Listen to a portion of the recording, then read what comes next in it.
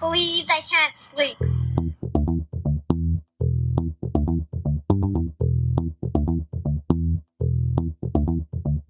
It's time to listen to Courtney at last on the Ramblings of an Insomniac podcast.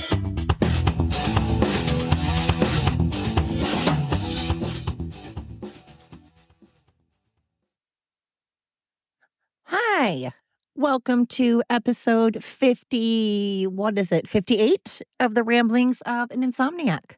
I am Courtney Perry.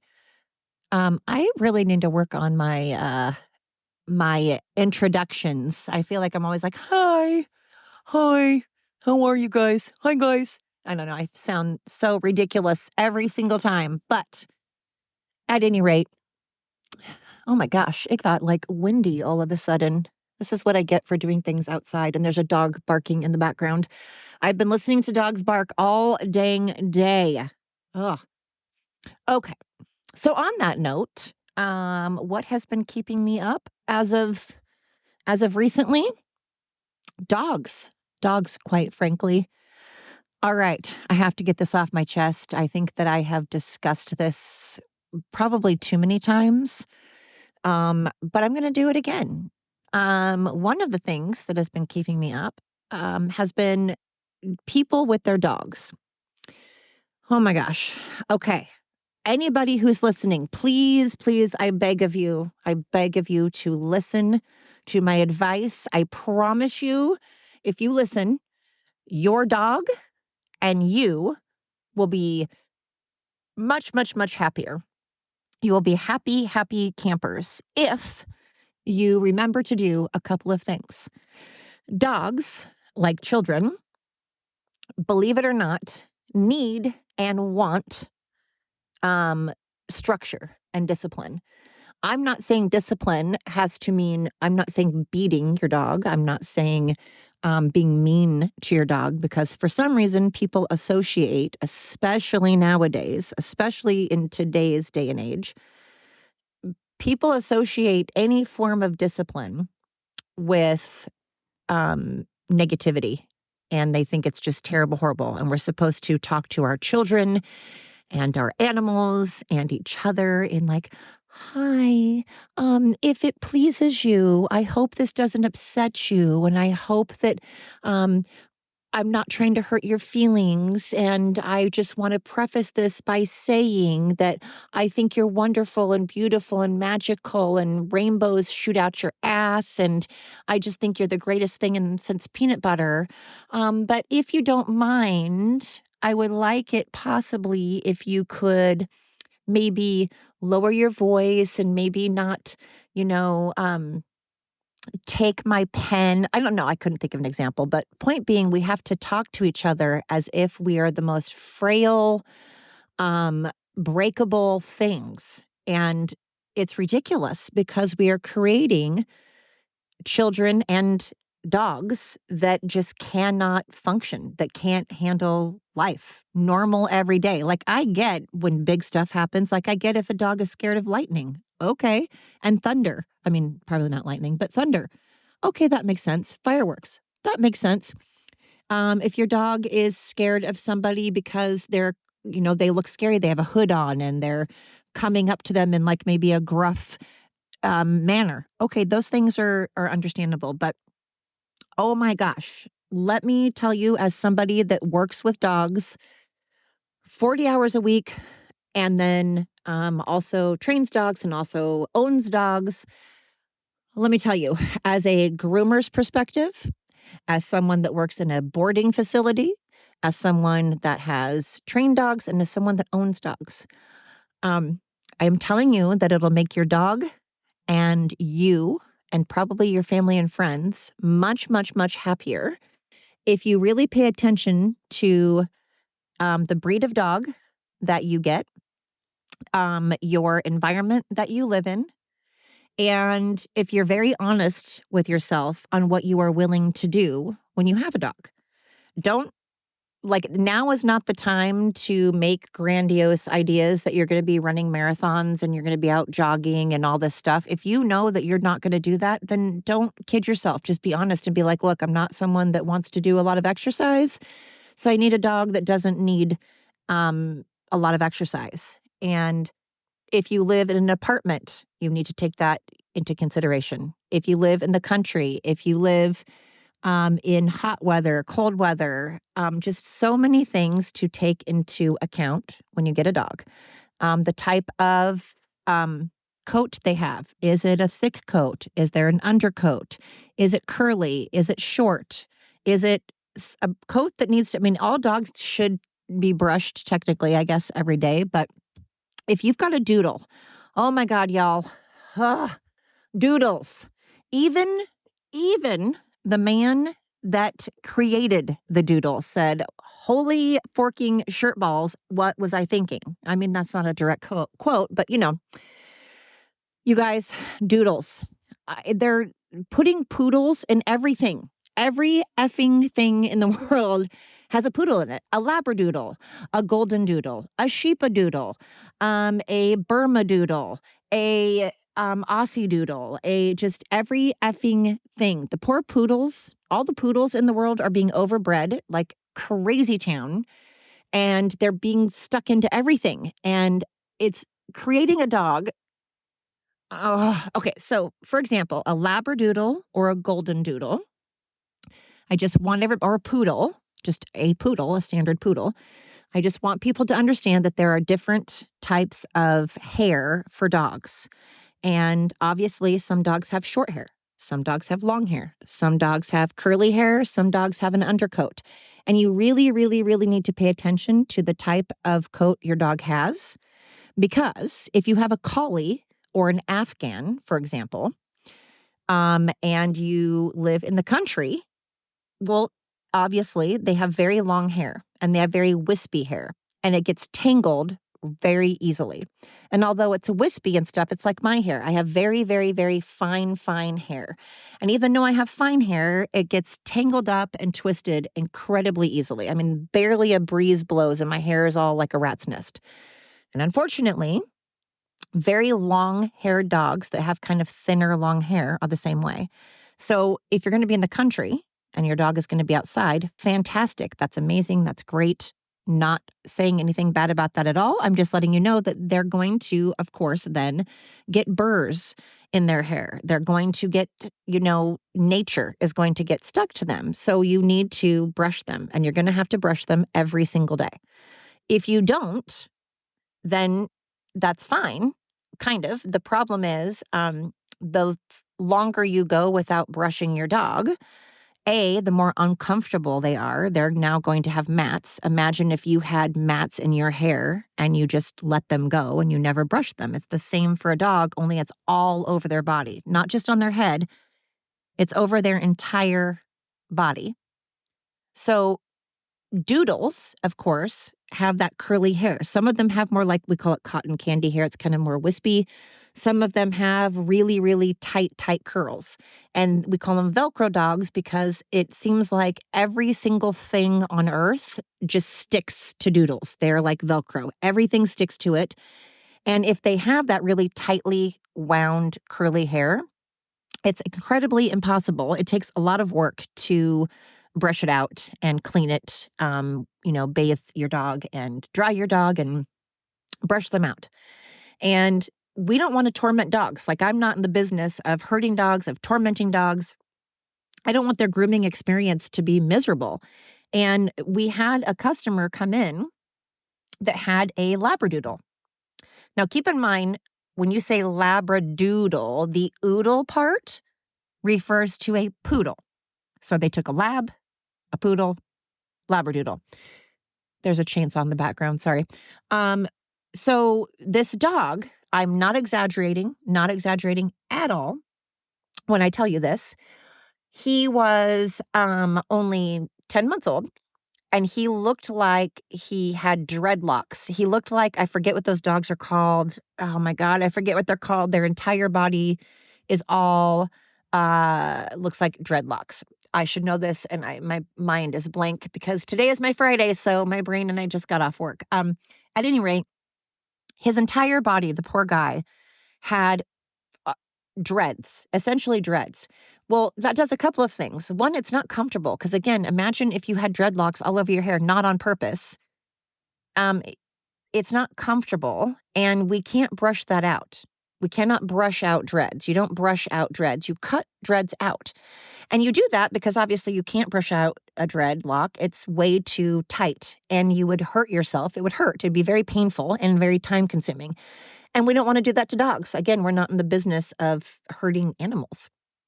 So this lady came in and her entire dog's body was covered in essentially dreadlocks. And also that cuts off circulation.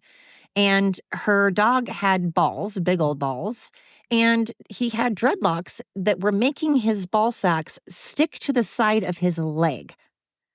So imagine every time that dog walked or sat down or did anything, it's pulling, constantly pulling on really sensitive parts of his body, the inside of the leg and his balls. His balls and the inside of his leg, you guys, it's very sensitive. And this lady claimed up and down, she, honest to God, told us that she brushed her dog at least 3 times a week. Well, she's a liar, pants on fire. No, she did not.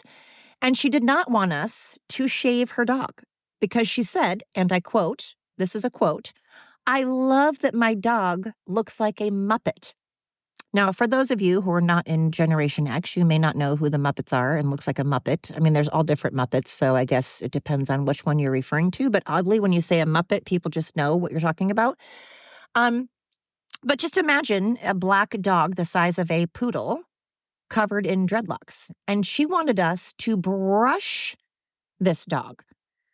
And I was like, I'm really sorry, but that would hurt him. That would harm him. And we can't do that. And she was all pissed off, really angry. And I said, you don't have to be here. You can find another groomer. However, if you find a groomer that is willing to brush out your dog, you shouldn't go to them. They're not a groomer. They're a groomer that should be turned in, actually. You shouldn't go to a groomer that's willing to brush out the dog because that's going to torture and harm the dog. And also, you can't get that type of coat clean because you can't clean dreadlocks. I mean, you can surface clean, I guess, but you can't really get in there because it's too matted.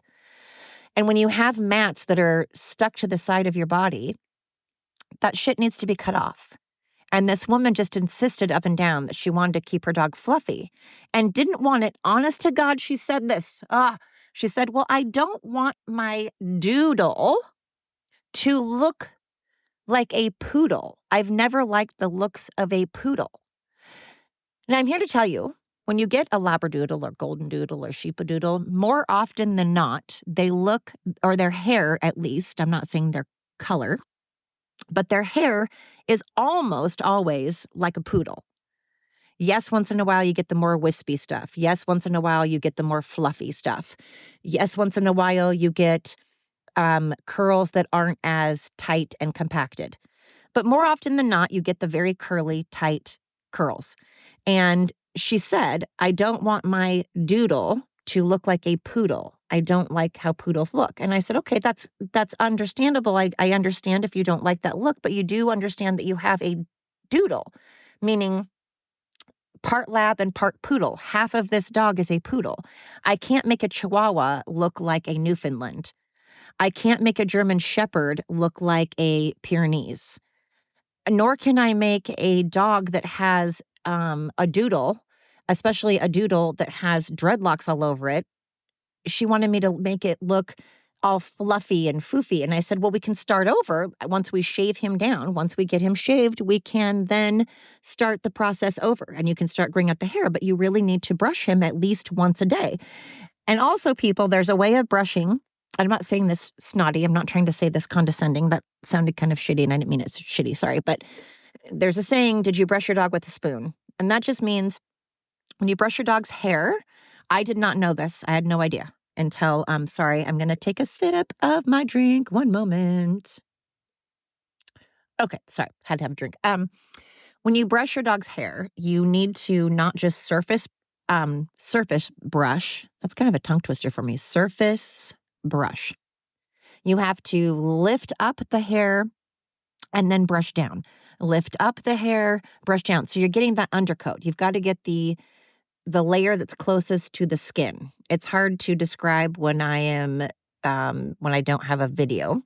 I really need to get on YouTube, and I really need to get my YouTube channel going and my podcast up on YouTube so y'all can see me and I can show you these things. But basically, you need to be lifting up the hair and brushing it, lifting up the hair and brushing it so you can get that undercoat. You can get that second and third, all those layers. You need to get all those layers.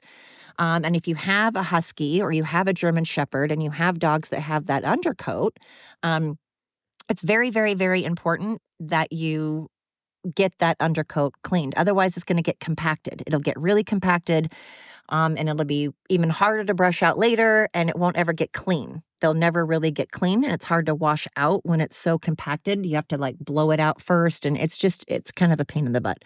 There's a card that's going to be coming soon, but so at any rate, this lady insisted up and down and was very angry that we said that we needed to shave her dog.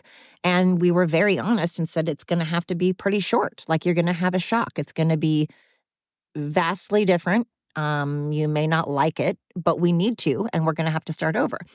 Well, we finally told her all the reasons, explained to her that it's better for the dog, that it would hurt the dog if we didn't, and that later, eventually, we will be able to,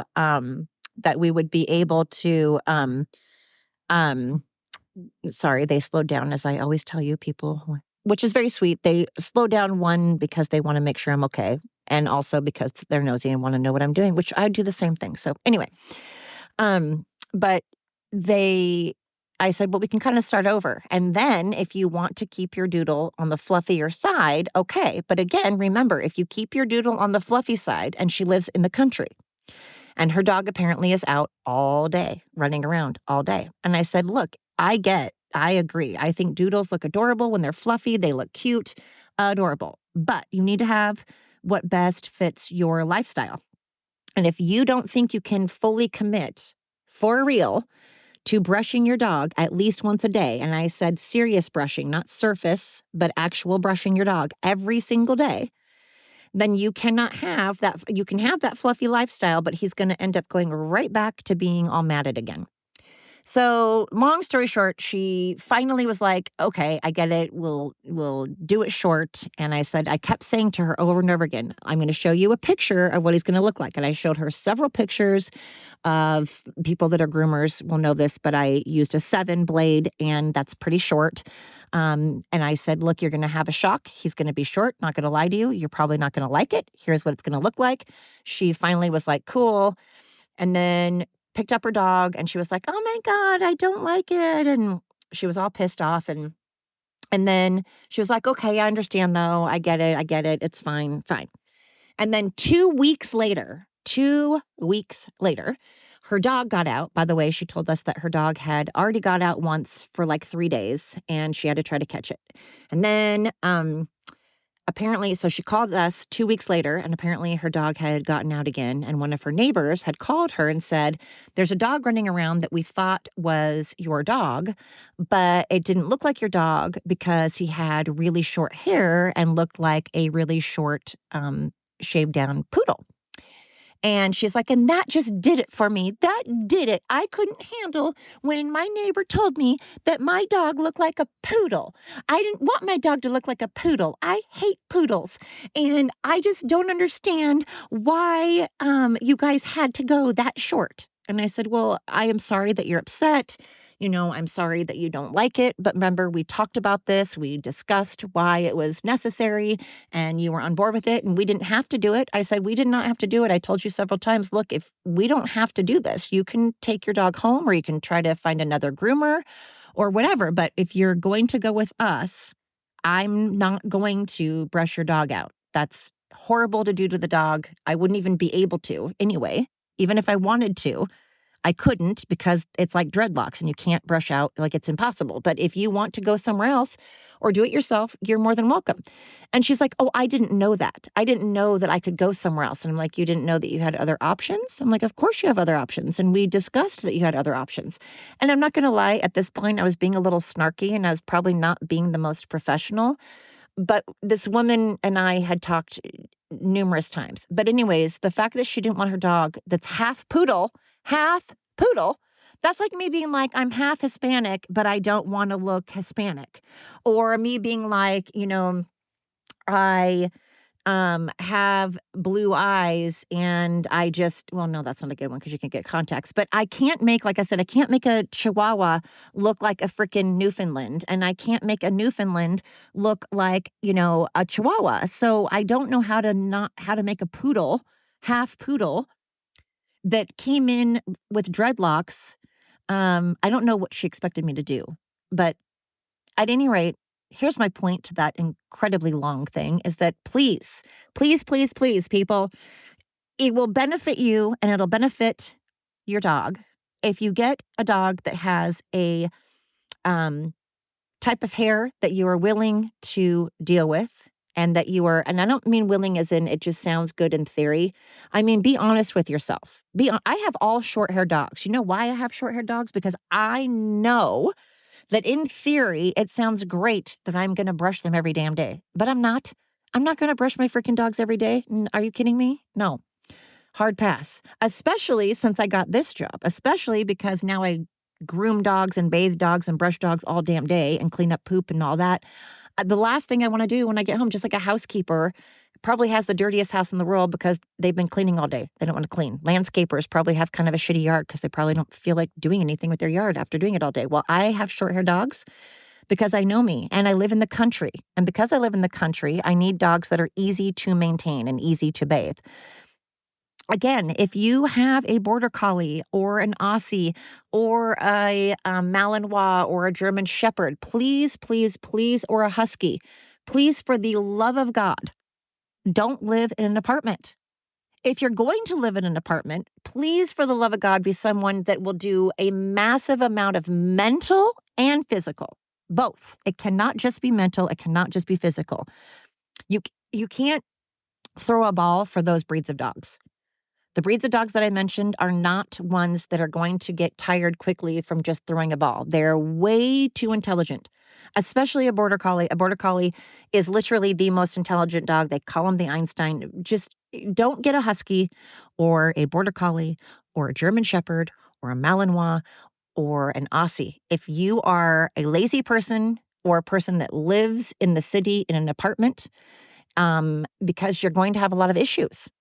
And if you do live in the city in an apartment, then please, for the love of God, give them massive amount of mental and physical exercise every single day. Every single day. You can't miss a day. It has to be every day, and it has to be mental and physical. Here comes 2 more cars. Also, if you have a Chihuahua, that doesn't mean that you never, ever, ever exercise your Chihuahua or a pug or whatever. It just means they require less maintenance. Doesn't mean they require no maintenance. It means less. So I just want to say, as someone that has been around dogs in my capacity, these are pet peeves of everybody that does the same thing I do. And disciplining your dog. Again, it is okay and good to have boundaries for your dogs. Letting them jump on other people is not okay, because what if it's an elderly person? What if it's a child? What if it's someone that's disabled or someone that doesn't have good balance issues for themselves? Whether people don't mind them, like I honestly don't mind if a dog jumps on me. I don't care.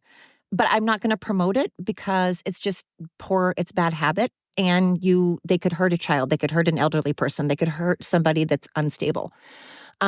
Saying no to your dog is okay. You don't have to yell. You don't have to scream. You don't have to sound scary. You can be firm and you can have boundaries. You should have boundaries. Dogs and horses, animals in general, look to you for guidance. And if they don't feel that you can guide them, if they don't trust you, you want a dog that trusts you. You want a dog that respects you, and you want a dog that feels comfortable that you've got your shit together. Otherwise, and horses are really particular this way, if they don't trust you, then they're like, all right, I guess I'm going to make my own decisions. And sometimes those decisions are not good ones. They're more often than not, they're not good decisions, and they could hurt you or them. So just please be mindful of the type of dog you get, or the living situation you have, for your activity level, for the amount of grooming. I'm here to tell you, doodles cost a fortune. Um, at our grooming shop anyways, they are one of our most expensive dogs. So just know these things. Know how much it's going to cost if you're not willing to groom them, or you can't groom them and you can't bathe them. Know how much it costs to do that stuff. Because so many people have come to our shop and regretted getting the type of dog they got, and they're miserable. Their dog's miserable. They're miserable. And when you own an animal, you're supposed to be happy. You're supposed to have them because they bring you joy. And you want to bring joy to each other. You don't want to feel obligated and put out and miserable and annoyed and pissed. You don't want to feel those things. It's okay to feel those things sometimes, of course, because we all feel that way about each other and the ones we love sometimes. But if you're living in that and you're just looking at this thing like in a nuisance, well, that's not good.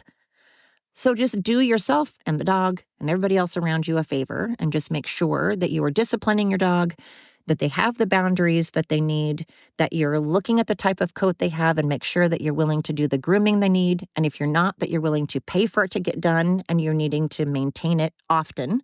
Don't let it get to dreadlock status. And that you live in the right environment, so that you guys can all just be happy and you'll have less on your plate, you know? Okay, so that's one thing that's been keeping me up. I feel like I've babbled on a lot. And by the way, I went to do a podcast with my well, I'm going to call them my grandkids because it sounds weird to be like my son's girlfriend's children. It just sounds weird. So we'll say grandkids. And it was so quiet. Like, it was so quiet, and I'm really bummed out because it was, it's like that show, Kids Say the Darndest Things. They had the most insightful things to say, and I was going to post it, and I was going to put it up no matter what, but it was so quiet. I feel like everybody would be like, what? So I'm going back tomorrow to see them, and I'm kind of hoping I can do a podcast with them, because I really did try. I didn't lie. I really did try to do it, and it was so freaking quiet. You could not hear a dang thing. So I'm really bummed out. All right. So I've blabbed on and on, basically just about dogs. Aren't you glad you tuned in? I mean, aren't you glad you've wasted, what has it been, 26 minutes and 50 seconds of your time just listening about dogs? Probably not. But I'm glad that you did. Thank you. So at that, I will let you get back to your day, whether you're going back to work, going to sleep, just waking up. Maybe you're going to do some exercise. Maybe you're going to chill and do nothing. Maybe you're going to watch a show or read a book. Whatever it is you're doing, I really hope that it goes well. And thank you again. I feel like I can't say it enough. Thank you for tuning in. It means a lot. So you all rock my socks. This is episode 58 of the Ramblings of an Insomniac. I am Courtney Perry. Have a good night.